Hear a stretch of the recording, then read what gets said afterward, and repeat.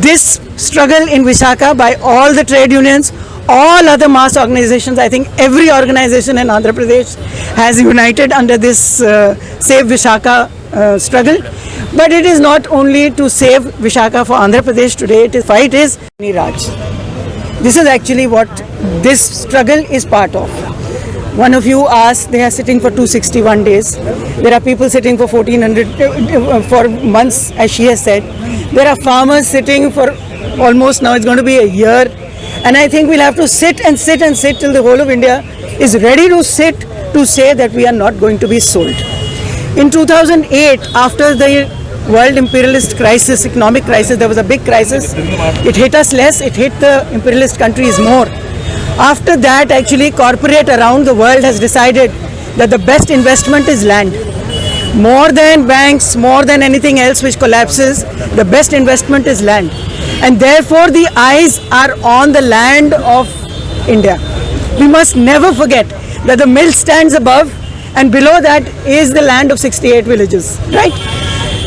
In POSCO, it was a protracted movement by the small peasantry there. They used to grow pan leaves, which if you sell, betel leaves, which if you sell, the amount of export of income that was there for the people of India was so massive, and the government were ready to kick that to sell it to POSCO. So right now the challenge before us is that Modi government has shown its character. It doesn't only say that India has to be of this religion, it doesn't only say India has to be of this caste, it also says that India has to be sold to corporate. We must recognize all its faces, and we must be ready and it must be clear to us that actually those two things are only meant to divide India in order to facilitate the sale. And India has to be ready for a second fight. It is into a second fight. Has been built by public money. Public sector has been built on people's land. Public sector was the promise to India, of India's rulers, that we'll make you Atmanirbhar. By selling this, you don't bring Atmanirbharta. And that is the slogans of the Modi government are for that. They direct somewhere and they do something else. Your eyes are on some slogan and the action is opposite to that and behind your back, right? So today we are understanding united struggle, but struggle. The struggle has to be taken forward. India has to come out onto the streets to save itself. Lal salam to this struggle from Indian Federation of Trade Unions. As long as they fight, and we all are together, and we have been fighting since years and decades in every nook and corner of the country.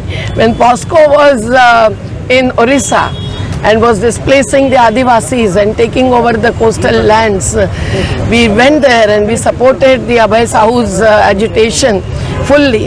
And POSCO declared that if any woman talks to me, then she would have to pay a fine of 10,000 rupees. So second time when I went there, they all had their doors closed and they were looking at us. But still the people won the battle. So in spite of all these tactics, as the violent tactics against the farmers' movement, this is also violence of a kind. It is killing the employment, it is killing the land, water and forest of the country and sources of livelihood. So we have to really challenge this sale of India. Instead of 2.5 lakh crores property, if they are just taking few thousand crores and selling it to either POSCO or Adani, we are not Adani.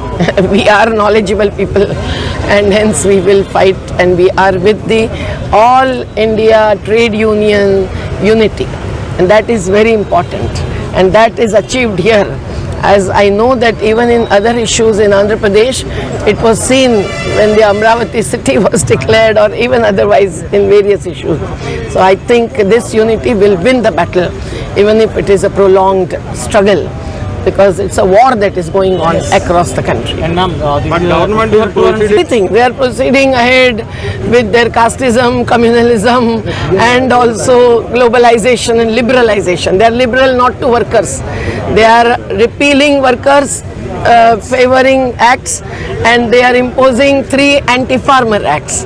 So they are not for the constitutional. They will not stop so easily. But when the farmers take up the struggle, Supreme Court also passes a stay order on its own, suo moto, against implementation of those laws. So we win in different ways, and then only we reach the manzil. And ma'am, now is 261 days, and they are Center is quite silent. They cannot answer our questions. They don't have the courage because they have already entered into contracts with the corporates before the past elections. So they cannot now, make them lose. They want to make them more and more profiteering enterprises. They want to have ease of doing business, not ease of living life. So it is obvious that Modi government is against farmers and laborers both, and that's why this unity really matters. And if one steel plant is challenged, for which Vizag people have fought long battles, farmers from 68 villages have donated land, how can Modi have the right to sell it off? That's not possible. Even if their employment and service conditions continue, this is what they will claim, but it will not. The corporate culture is different from the public sector culture, and that's why we have to fight for that workers' culture and the nature both. from the central government they gave False statements. It is a fake government, everyone calls it now. And they are also claiming that the ease of doing business will take us to global heights. But that's not possible. He may pretend to be a Vishwa Guru, but he is not our Guru. So it is also known now that wherever public sector is given away, whether it is BSNL or BPCL, there the retrenchment is taking place, there the VRS is imposed. We in the Century Mills of Kumar Mangalam Birla have refused to accept VRS, and the battle is being fought for last 4 years. And 1400 and more days Satyagraha is on in Madhya Pradesh.